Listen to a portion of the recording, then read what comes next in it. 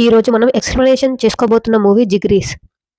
Movie స్టార్టింగ్‌లోనే అడవిలో ఒక కార్‌ని చూపిస్తూ ఉంటారు. ఆ కార్‌లో నలుగురు ఫ్రెండ్స్ నిద్రపోతూ ఉంటారు. అందులో ఒకతను నిద్రలేచి వాళ్ళ ఫ్రెండ్స్‌ని నిద్రలేపుతాడు. అందులో ఒక ఫ్రెండ్ "నేను ఆఫీస్‌కి వెళ్ళాలి. టైం అవుతుంది. మనం ఎక్కడ ఉన్నాంరా" అని అరుస్తూ ఉంటాడు. ఇంకో ఫ్రెండ్ "నువ్వే కదరా తొక్కితే గోవాలో ఉండాలి అని అన్నావు" అని అంటాడు. ఇంకో ఫ్రెండ్ "నా మొబైల్ ఎక్కడుంది" అని అడుగుతాడు. అప్పుడు అందులో ఒకతను "మన వాలెట్స్, ఫోన్స్, ఐడెంటిటీ ప్రూఫ్స్ అన్నీ బయట పడేసాం కదా నైట్. మీకు గుర్తులేదా" అని అడుగుతాడు. వాళ్ళ పేర్లు ప్రవీణ్, ప్రశాంత్, వినయ్, కార్తీక్. అప్పుడే అందులో ప్రవీణ్ అనే ఫ్రెండ్ "మొబైల్స్ లేకుండా, మనీ లేకుండా గోవా ఎలా వెళ్దాంరా" అని అరుస్తూ ఉంటాడు. అప్పుడే మూవీ నేమ్ వస్తుంది. మూవీని బ్యాక్‌గ్రౌండ్‌లో చూపిస్తారు. ఆ ఫ్రెండ్స్ గ్యాంగ్‌లో ఒక ఫ్రెండ్‌కి క్యాన్సర్ వచ్చి ఉంటుంది. క్యాన్సర్‌కి ట్రీట్మెంట్ తీసుకుంటూ ఉంటాడు అని చూపిస్తారు. తన పేరు ప్రశాంత్. వాళ్ళ నాన్న ప్రవీణ్‌కి ఫోన్ చేసి ప్రశాంత్ పరిస్థితి ఏం బాగాలేదని చెప్తాడు. అప్పుడే అదే విషయం ప్రవీణ్ వినయ్‌కి ఫోన్ చేసి చెప్తాడు. వినయ్ "కార్తీక్ చెప్పావా" అని అడుగుతాడు. కార్తీక్‌తో నేను మాట్లాడట్లేదు అని అంటాడు. అయితే కార్తీక్ ఒక బార్‌లో కూర్చొని ఫుల్‌గా తాగుతూ ఉంటాడు. బిల్ కట్టమని అడిగితే ఆ వెయిటర్‌ని తిడుతూ క్లాస్ తీసుకుంటూ ఉంటాడు.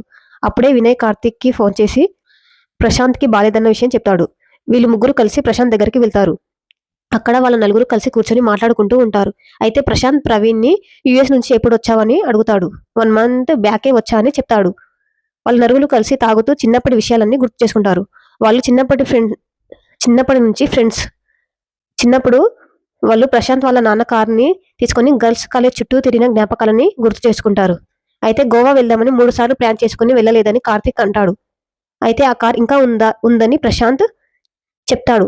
అప్పుడే నలుగురు కలిసి ఆ కార్ దగ్గరికి వెళ్తారు. అలాగే ఆ కార్‌ని తీసుకొని గోవా వెళ్దామని తాగిన మత్తులో అలాగే వెళుతూ ఉంటారు. అలా వెళుతూ ఇలా అడవిలోకి ఉంచి ఉంటారు. అప్పుడే ప్రవీణ్ "నాకు ఆఫీస్‌కి టైం అవుతుంది. నేను వెళ్ళాలి. నాకు లీవ్స్ లేవు" అని అంటాడు. దానికి ప్రశాంత్ "నాకు లైఫ్‌లో మళ్ళీ గోవా వెళ్ళే టైం కూడా ఉందో లేదో" అని అంటాడు. దానికి కార్తీక్, వినయ్ "ఎవరు వచ్చినా రాకపోయినా మేమిద్దరం నీతో పాటు గోవాకి వస్తామంటారు." అప్పుడు ప్రశాంత్ ప్రవీణ్‌ని "ఇది నా లాస్ట్ విష్ అనుకో" అని అంటాడు. అప్పుడు ప్రవీణ్ కూడా ఓకే చెప్పారు. నలుగురు కలిసి మళ్ళీ బయలుదేరదాం అనుకుంటారు. కానీ కార్ అప్పటికే ఆగిపోయి ఉంటుంది. వేరే వాళ్ళ కార్‌ని ఆపి ఆ కార్‌ని కట్టుకొని రిపేర్ షెడ్‌కి తీసుకెళ్తారు. అక్కడ కార్ కండిషన్ చూసిన రిపేర్ షాప్ ఓనర్ రిపేరింగ్‌కి 15,000 అవుతాయని అంటాడు. అయితే కార్తీక్‌ని అడగమంటారు. అప్పుడు కార్తీక్ తన ఫ్లాష్ బ్యాక్ చెప్తాడు. తను ఒక కోళ్ల ఫార్మ్ పెట్టి ఉంటాడు. కోళ్ల ఫార్మ్ పెట్టిన సంతోషంలో వాళ్ళ ఫ్రెండ్స్‌కి పార్టీ ఇవ్వడానికి వెళ్ళినప్పుడు ఆ కోళ్ల ఫార్మ్‌కి 2 కుక్కల్ని కాపలాగా పెట్టి వెళ్తాడు. వాళ్ళ ఫ్రెండ్స్‌కి పార్టీ ఇచ్చి మళ్ళీ వచ్చేసరికి 2 కుక్కలు కోళ్ళని మొత్తం తినేస్తాయి. అయితే అదే విషయం కార్తీక్ వాళ్ళ నాన్నకి చెప్తే వాళ్ళ నాన్న కార్తీక్‌ని బాగా కొడతాడు. అది జరిగిన 2 ఇయర్స్ తర్వాత మళ్ళీ కార్తీక్ బట్టల గోడౌన్ పెడతాడు. కార్తీక్ ఒకరోజు సిగరెట్ తాగుతూ ఎవరితోనో ఫోన్ మాట్లాడుతూ సిగరెట్ అంటించుకున్న పుల్లని వెనక్కి విసిరేస్తాడు. అది పోయి ఆ బట్టల గోడౌన్‌లో పడుతుంది. అక్కడున్న బట్టలు మొత్తం అంటుకొని ఆ గోడౌన్ మొత్తం కాలిపోతుంది. ఇంటికి వచ్చాక కార్తీక్‌ని వాళ్ళ నాన్న "గోడౌన్ ఎలా నడుస్తుంది?" అని అడుగుతాడు. అప్పుడు గోడౌన్ మొత్తం కాలిపోయిందని చెప్తాడు. అలా ఎలా జరిగింది అంటే సిగరెట్ కాల్చుతూ అగ్గిపుల్ల వెనక్కి విసిరినప్పుడు అక్కడున్న బట్టలు మొత్తం అంటుకొని గోడౌన్ మొత్తం కాలిపోయిందని చెప్తాడు. డబ్బులైనా క్లెయిమ్ చెయ్యి అంటాడు. ఆ ఇన్సూరెన్స్ డబ్బులతో ఫ్రెండ్స్‌కి పార్టీ ఇచ్చానని చెప్తాడు. అప్పుడు కూడా కార్తీక్‌ని వాళ్ళ నాన్న బాగా కొడతాడు. అలా కార్తీక్‌కి వాళ్ళ నాన్నకి జరిగిన గొడవలన్నీ చెప్తాడు. నెక్స్ట్ సీన్‌లో కార్తీక్ వాళ్ళ దగ్గర ఉన్న 4,000 తీసుకెళ్ళి అందులో 2,000 పెట్టి బీర్లు తీసుకొస్తాడు. అప్పుడు ప్రవీణ్ ఉన్న 4,000లో కూడా 2,000 పెట్టి బీర్లు తీసుకొస్తావా ఇప్పుడెలా అని అంటాడు. అప్పుడు వాళ్ళిద్దరూ తిట్టుకుంటారు. నెక్స్ట్ సీన్‌లో నలుగురు కలిసి బీర్లు తాగుతూ ఉంటారు. అందులో మిగిలిన 6 బీర్లు కార్తీక్ ఆ రిపేర్ షెడ్ ఓనర్ దగ్గరికి తీసుకెళ్ళి తనతో తాగుతూ ఉంటాడు. ఆ రిపేర్ షెడ్ ఓనర్ పేరు బిలాల్ భాయ్. వాళ్ళ ఫ్రెండ్స్ కూడా అందరూ ఆ రిపేర్ షెడ్ దగ్గరికి వస్తారు. అప్పటికే కార్తీక్ వాళ్ళు ఎలా వచ్చారో వాళ్ళ ఫ్లాష్ బ్యాక్ అంతా అతనితో చెప్తాడు.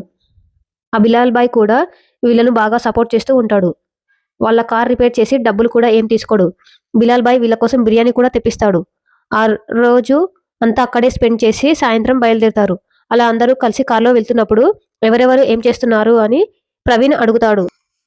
అప్పుడు వినయ్ "నేను మా నాన్న పెట్టే టార్చర్‌కి కార్తీక్ వాళ్ళ రూమ్‌కి వెళ్తే కార్తీక్ రోజు వంట నేనే చేస్తున్నా కదా! ఈరోజు నువ్వు చెయ్యి" అని అన్నాడు. ఒకరోజు నేను వంట చేశా. చాలా బాగుందని, నీలో టాలెంట్ ఉందని నన్ను బాగా ఎంకరేజ్ చేయడం వల్ల నేనిప్పుడు సొంతంగా నూడిల్స్ షాప్ పెట్టుకున్నాను. ఎగ్ నూడిల్స్ చేస్తున్నాను అని చెప్తాడు. దానికి ప్రవీణ్ "వాడు నిన్ను వంట బాగా చేస్తావని నిన్ను వాడుకుంటున్నాడురా" అని అంటాడు. దానికి కార్తీక్ "వాడిలో ఉన్న టాలెంట్‌ని నేను ఎంకరేజ్ చేశా" అని చెప్తాడు. వాడిని వాడిని ఒక పనివాడిగా చేశానని ఫీల్ అవుతూ ఉంటాడు. నెక్స్ట్ సీన్‌లో వీళ్ళందరూ కలిసి ఒక హోటల్‌లో భోజనం చేసి వెళ్తూ ఉంటారు. అప్పుడు అక్కడ ఇద్దరు కార్తీక్‌తో గొడవ పడతారు. అప్పుడు కార్తీక్ "నువ్వు మొగాడైతే ఏసుకో మార" అని ప్రవీణ్‌ని కొట్టిస్తాడు. ప్రవీణ్‌ని కొట్టడంతో ప్రవీణ్ ఊరుకోకుండా వాళ్ళతో గొడవ పెట్టుకుంటాడు. గొడవ పెద్దగా అవుతుంది. వాళ్ళందరూ వాళ్ళతో చాలా గొడవ పడతారు. వాళ్ళతో గొడవ పడి అక్కడి నుంచి వెళ్తూ ఉన్నప్పుడు కార్ ఆగిపోతుంది. అయితే బండిలో పెట్రోల్ కొట్టించమని వినయ్‌కి చెప్తే వినయ్ మాత్రం వాళ్ళ దగ్గర ఉన్న డబ్బులతో డీజిల్ కొట్టిస్తాడు. అక్కడ పెట్రోల్ బంకు అతను డీజిల్ బయటికి తీయనని చెప్తాడు. అప్పుడు కొంచెం దూరంగా కూర్చుంటారు. మళ్ళీ కొద్దిసేపటికి ఆ పెట్రోల్ బంక్ అతను పిలిచి అందులో నుంచి డీజిల్ తీసేసి పెట్రోల్ పోసి పంపించేశాడు. అలా వెళ్తూ ఉన్నప్పుడు మళ్ళీ కార్ ఎందుకో ఆగిపోతూ ఉంటుంది. అక్కడే కార్ ఆగిపోవడం వల్ల వాళ్ళు ఆ చెట్లలోకి వెళ్లి కూర్చుంటారు. అయితే అక్కడికి నలుగురు దొంగలు వచ్చి వీళ్ళ చేతులని పైకి ఎత్తమని గన్స్ చూపిస్తూ భయపెడతారు. వీళ్ళు చేతులు పైకి ఎత్తి మా దగ్గర ఏం లేవని చెప్తారు. కానీ వాళ్ళకు అర్థం కాదు. వాళ్ళు కన్నడలో మాట్లాడుతూ ఉంటారు. అప్పుడే ఒకతనికి కన్నడ తెలిసి ఉంటుంది. మా దగ్గర ఏం లేవని వాళ్ళు వచ్చిన ఫ్లాష్‌బ్యాక్ మొత్తం వాళ్ళతో చెప్పి, వాళ్ళ దగ్గరే వీళ్ళ డబ్బులు అడుగుతారు. అందులో ఒకతను కార్తీక్‌కి 500 చేతిలో పెట్టి వెళ్ళిపోతాడు. ఆ దొంగలు వెళ్ళిపోదామనుకున్న సమయానికి అక్కడ పోలీసు వాళ్ళు వచ్చి ఉంటారు. అయితే వాళ్ళు అక్కడే కొద్దిసేపు కూర్చుందామని కూర్చొని వాళ్ళు తెచ్చుకున్న గుడుంబా తాగుతూ ఉంటారు. ఇది నాటు గుడుంబాని మీరు తాగలేరని అంటాడు. అయితే కార్తీక్ మా గురించి మీకు తెలియదు అని వాళ్ళ దగ్గర ఉన్న గుడుంబా తీసుకొని తాగుతాడు. అలాగే వాళ్ళ ఫ్రెండ్స్‌కి కూడా తాగమని ఇస్తాడు. తెల్లవారాక నలుగురు కలిసి ఆ కారులోని బయలుదేరతారు. వాళ్ళకి బాగా ఆకలేస్తుంది అని ఒక డాబా దగ్గర ఆగుతారు. అక్కడ ఒక కంపెనీ ఏజెంట్ వీళ్ళతో మాట్లాడదామని వస్తాడు. అప్పుడు ఆ ఏజెంట్‌ని ప్రశాంత్ కార్తీక్ దగ్గరికి పంపిస్తాడు. కార్తీక్ మేము నలుగురం ఉన్నామని తనతో మాట్లాడతాడు. కార్తీక్ అండ్ ప్రవీణ్ ఇద్దరూ మాట్లాడి ఆ ఏజెంట్‌ని తీసుకొని ఆ డాబా దగ్గర ఉన్న హోటల్ దగ్గరికి వెళ్తారు. తింటూ మాట్లాడదామని తింటూ మాట్లాడుతూ ఉంటారు. లాస్ట్‌కి తిన్న తర్వాత ఇలాంటి మోసాలను మేము చాలా చూసామని ఏజెంట్‌ని కొట్టి వెళ్ళిపోతారు. వాళ్ళు అలాగే గోవాకి వెళ్తూ ఉన్నప్పుడు చీకటి పడుతుంది. అయితే వాళ్ళకు పెళ్లి బారాత్ అడ్డు వస్తుంది. ఆ చీకట్లో ప్రశాంత్ వెళ్లి చూస్తాడు. వాళ్ళు ఫుల్‌గా తాగి ఉన్నారు. మనల్ని ఇప్పుడు వెళ్ళనివ్వరు అని అంటాడు. దానికి కార్తీక్ ఆ కార్‌కి ఉన్న పోలీస్ సైరన్ ఉంటుంది కదా! ఆ పోలీస్ సైరన్‌ని వేయమని చెప్తాడు. ఆ సైరన్‌కి అక్కడున్న చాలా మంది పారిపోతారు. అయితే ఆ పెళ్లి వాళ్ళకి కోపమొచ్చి వీళ్ళతో గొడవ పడతారు. వీళ్ళని చెట్టుకు కట్టేసి కొడదాం అనుకుంటారు. డాన్స్ చేస్తారా? కొట్టాలా? అని అడిగితే, సరే డాన్స్ చేస్తామని వీళ్ళు బలవంతంగా డాన్స్ చేస్తారు. తర్వాత కొద్దిసేపటికి వీళ్ళకు కొంచెం మందు తాగిపియడం వల్ల వీళ్ళు బాగా డాన్స్ చేశారు. వీళ్ళ డాన్స్ నచ్చి వాళ్ళు డబ్బులు నోట్లో పెడతారు. నోట్లో పెట్టిన డబ్బుల్ని జమ చేసుకొని ఒక దగ్గర పెట్టుకొని, ఆ రోజు నైట్ ఆ ఊరిలోనే పడుకొని నెక్స్ట్ డే అక్కడి నుంచి వెళ్ళిపోతారు. అలా వెళ్తూ ఉన్నప్పుడు రోడ్డు పైన పోలీసు వాళ్ళు కార్ చెక్ చేస్తూ ఉంటారు. అప్పుడే వీళ్ళు కార్‌ని పట్టుకుంటారు. కార్ పేపర్స్ అడుగుతారు. అయితే కార్ పేపర్స్ ఇంటి దగ్గర ఉండడం వల్ల వీళ్ళు చూపించరు. కార్ పక్కన పెట్టమని చెప్తారు. అప్పుడే నైట్ బరాత్‌లో వీళ్ళకిచ్చిన డబ్బుని పోలీసులకి లంచంగా ఇస్తారు. లంచం ఇచ్చి వెళ్తూ ఉన్నప్పుడు కార్తీక్ పోలీస్ వాళ్ళని తెలుగు రాదని చాలా తిడతాడు. అయితే పోలీస్ పక్కన ఉన్న కానిస్టేబుల్‌కి ఆ మాటలు మొత్తం అర్థమవుతాయి. తనకు తెలుగు వచ్చి ఉంటుంది. అప్పుడే మళ్ళీ వాళ్ళు కార్‌ని పట్టుకొని పక్కన పెడతారు. అయితే వినయ్ దగ్గర ఉన్న ఐపాడ్స్‌తో అది ఐఫోన్ అని నమ్మించి, మీరు లంచం తీసుకోవడం ఇందులో రికార్డ్ చేశానని పోలీస్ వాళ్ళని బెదిరిస్తాడు కార్తీక్. పోలీస్ వాళ్ళు అదంతా నిజమే అనుకోని వాళ్ళ కార్‌ని వాళ్ళకిచ్చేస్తారు. అలాగే కొన్ని డబ్బులు కూడా ఇచ్చి పంపించేస్తారు. అలాగే వెళ్తూ ఉన్నప్పుడు వాళ్ళ కారు మళ్ళీ వేరే ఊర్లో ఆగిపోతుంది. చీకటి పడటం వల్ల వాళ్ళు ఆ కార్‌లోనే నిద్రపోతారు. నెక్స్ట్ డే మార్నింగ్ లేచాక కార్తీక్ వెళ్లి ఒక రిపేర్ చేసే అబ్బాయిని తీసుకువచ్చి కార్‌ని రిపేర్ చేయిస్తాడు. వినయ్ చాలా ఆకలిగా ఉందని వాళ్ళ ఫ్రెండ్స్‌తో చెప్తాడు. ఆ ఊళ్లోకి వెళ్లి ఏమైనా తిందామని వెళుతూ ఉంటారు. అలా ఊళ్లోకి వెళుతున్నప్పుడు వాళ్ళకి ఒక కోడిపుంజు కనిపిస్తుంది. దాన్ని పట్టుకొని వండుకొని తిందామని కార్తీక్ చెప్తాడు. దానికి ప్రవీణ్ వద్దు అంటాడు. అయినా సరే కార్తీక్ వినకుండా కార్తీక్ ఫ్రెండ్స్ మొత్తం కోడిపుంజుని పట్టుకొని వండుకొని తింటూ ఉంటారు. అప్పుడే కార్తీక్ ఊరిలో ఒక మనిషిని తీసుకొస్తాడు. వాళ్ళ ఫ్రెండ్స్‌కి పరిచయం చేశాడు. అలాగే ఆ చికెన్ కూడా తినమని చెప్తాడు. తాను కూడా కొంచెం తింటాడు. కొద్దిసేపటికే వచ్చిన అతను శంకుబచ్చ కనిపించట్లేదని వీళ్ళకి చెప్తాడు. శంకుబచ్చ అంటే ఎవరు అని అడుగుతారు. మా గ్రామ దేవత బిడ్డ అని అంటాడు. అయితే మీ గ్రామ దేవతకి హ్మ్, మనుషుల్ని బలిస్తారా అని కార్తీక్ అంటాడు. శంకుబచ్చ అంటే కోడి అని చెప్తాడు. అప్పుడు వీళ్ళు అనుకుంటారు వీళ్ళు తిన్నది అదే కోడిని. అప్పుడే వినయ్ తాగిన మత్తులో ఉండి ఇందాక మనం పట్టిన కోడి అదే కదరా అని అంటాడు. ఆ మాట విన్న అతను వాళ్ళ ఊళ్ళో వాళ్ళందరికీ చెప్పి వీళ్ళని కొట్టమని వెంటపడతారు. కానీ వీళ్ళందరూ దొరకకుండా కారులో వెళ్ళిపోతూ ఉంటారు. వీళ్ళందరూ వాళ్ళ నుంచి తప్పించుకొని వెళ్తూ ఉన్నప్పుడు కొంచెం దూరం వెళ్ళాక కార్ టైర్ పంక్చర్ అవుతుంది. కార్‌ని ఒక దగ్గర ఆపుకొని ఉంటారు. అప్పుడు కార్ టైర్ పంక్చర్ చేసుకొని రమ్మని కార్తీక్‌కి టైర్ ఇచ్చి పంపిస్తారు. అప్పుడు లిఫ్ట్ కోసం కార్తీక్ అందరిని అడుగుతూ ఉంటాడు. ఒక లారీ డ్రైవర్ లిఫ్ట్ ఇద్దామని ఆగుతాడు. అందులో కార్తీక్ ఎక్కి కూర్చున్నాక ఆ కారు డ్రైవర్, క్లీనర్ ఇద్దరు గొడవ పడుతూ ఉంటారు. వాళ్ళిద్దరూ బావ బామర్దులు అయి ఉంటారు. వాళ్ళ గొడవ పడుతూ ఆ లారీ డ్రైవర్ సీట్ నుంచి పక్కన వెళ్లి కూర్చుంటాడు.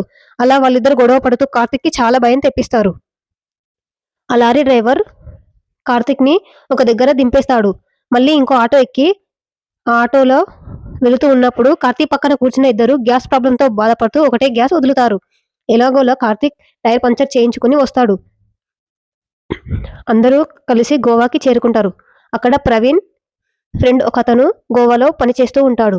ప్రవీణ్ తనతో మాట్లాడి తన దగ్గర కొన్ని డబ్బులు తీసుకుంటాడు. అక్కడ షాపింగ్ చేస్తూ, ఎంజాయ్ చేస్తూ ఉంటారు. అక్కడ ఒకతను వీళ్ళ దగ్గరికి వచ్చి అమ్మాయిలు కావాలా? అమ్మాయిల బ్రోకర్‌ని అని అడుగుతారు. దానికి వీళ్ళందరూ వద్దు అంటారు. కానీ కార్తీక్ మాత్రం కావాలి అని అంటాడు. ఎందుకంటే ప్రశాంత్‌కి ఇంకా కొన్ని రోజులే బ్రతుకుతాడు కదా! అతనికి ఇవన్నీ చేయాలని అంటాడు. అందులో ఒక అమ్మాయిని సెలక్షన్ చేస్తాడు. అయితే ఆ బ్రోకర్ వీళ్ళ దగ్గర 10,000 తీసుకొని ఒక అడ్రెస్ చెప్పి వెళ్తాడు. వాళ్ళు అడ్రెస్‌కి వెళ్తారు. ప్రవీణ్ ఆ రూమ్ లోపలికి వెళ్తాడు. కానీ అక్కడ చాలా సేపు వెయిట్ చేసి బయటికి వస్తాడు. ఎవరూ రారు.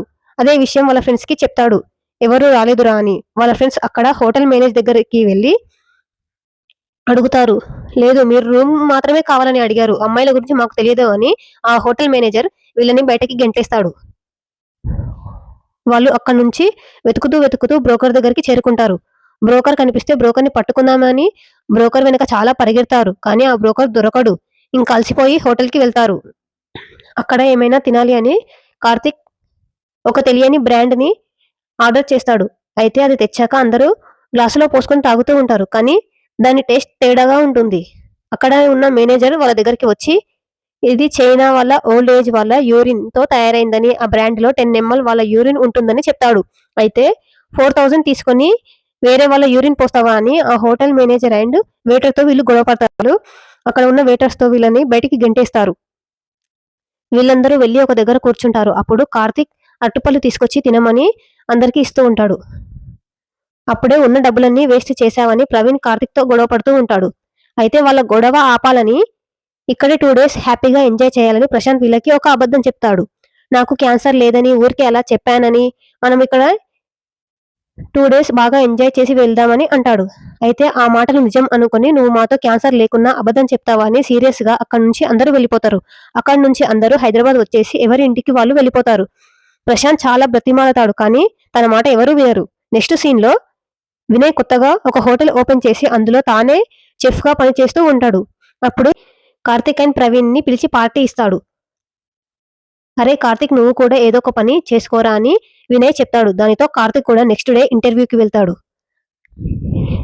ఇంటర్వ్యూలో కార్తీక్ బిహేవియర్ అండ్ తన పర్సెంటేజ్ నచ్చక వాళ్ళు రిజెక్ట్ చేస్తారు. కానీ కార్తీక్ చాలా బ్రతిమాలతాడు.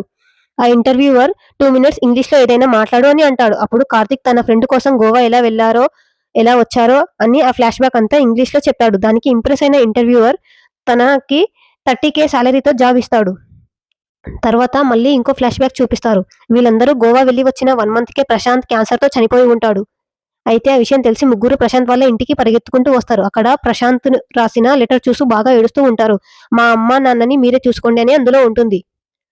నెక్స్ట్ సీన్‌లో వినయ్ మళ్ళీ ప్రవీణ్‌ని, కార్తీక్‌ని వాళ్ళ హోటల్‌కి ఇన్వైట్ చేసి ఉంటాడు. అప్పుడు అక్కడ కార్తీక్ తన జాబ్ వచ్చిన విషయం వాళ్ళతో చెప్తాడు. అలాగే మీకు ఇంకో సర్ప్రైజ్ ఉందని వినయ్ చెప్తాడు. అక్కడికి ప్రశాంత్ అస్థికలు తీసుకొచ్చి ఇవి గోవా బీచ్‌లో కలుపుదామని చెప్తాడు. దానికి ముగ్గురు ఓకే చెప్పి మళ్ళీ గోవా బయలుదేరతారు. అప్పుడు గోవాకి వెళ్లి అక్కడ ప్రశాంత్ అస్థికలు నీటిలో కలపడంతో మూవీ ఎండ్ అవుతుంది.